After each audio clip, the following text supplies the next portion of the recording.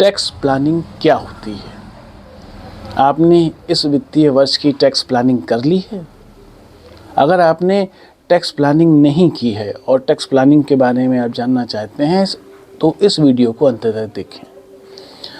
हम अपना जो इनकम टैक्स का रिटर्न होता है वो वित्तीय वर्ष के अनुसार हम भरते हैं। हमारा जो वित्तीय वर्ष होता है वो 1 अप्रैल से शुरू होता है और 31 मार्च को समाप्त होता है। इस समय हम अपने वित्तीय वर्ष 25-26 के अंतिम क्वार्टर में चल रहे हैं, तो हमें अपनी टैक्स प्लानिंग कर लेनी चाहिए।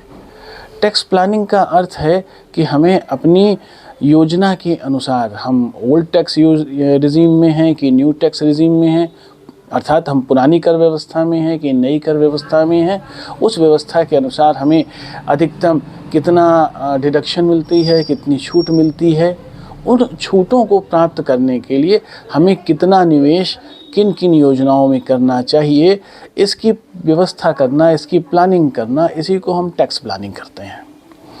तो टैक्स प्लानिंग के लिए आपको अपने सीए और अपने टैक्स सलाहकार, अपने एडवोकेट के साथ बैठकर इस चीज़ का डिस्कशन करना चाहिए कि आप किस योजना में चल रहे हैं, आपके लिए कौन सी योजना लाभप्रद है, आपका किस योजना के अंतर्गत कम से कम कर दायित्व यानी टैक्स लायबिलिटी बनेगी और आपको अधिकतम डिडक्शन कैसे मिल सकते हैं, और उन डिडक्शंस को पाने के लिए आपको किन किन व्यवस्थाओं में निवेश करना चाहिए, किन किन प्रोडक्ट्स को लेना चाहिए, कैसे करना चाहिए। तो ये सारी जो प्लानिंग होती है, इसी प्लानिंग को ही हम टैक्स प्लानिंग कहते हैं। और टैक्स प्लानिंग के लिए जनवरी और जो ये फरवरी का महीना ही आदर्श माना जाता है, क्योंकि इसमें हमारे पास पर्याप्त अवसर होता है।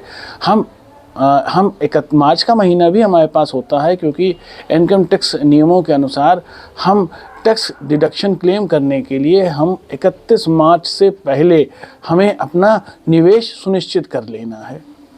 अक्सर क्या होता है कि हड़बड़ी में जब हम टैक्स प्लानिंग करते हैं तो गलत जगह अपना पैसा निवेश कर लेते हैं, जिसके लिए भविष्य में हमें पछताना भी पड़ता है। तो हड़बड़ाहट को बचाने के लिए और पर्याप्त विचार करने के लिए हमारे पास समय होना चाहिए।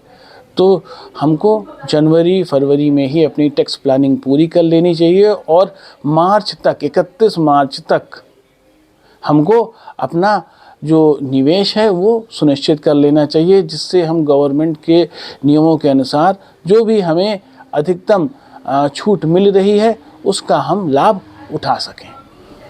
तो अगर आपने अभी टैक्स प्लानिंग नहीं की है तो आप तुरंत अपने सीए और अपने टैक्स एडवोकेट से आप संपर्क करें, उनसे मिल के बैठें और उनसे डिस्कशन करें कि कौन सी योजना आपके लिए लाभप्रद है। आशा है कि यह जानकारी आपके काम की होगी। इसी के साथ धन्यवाद।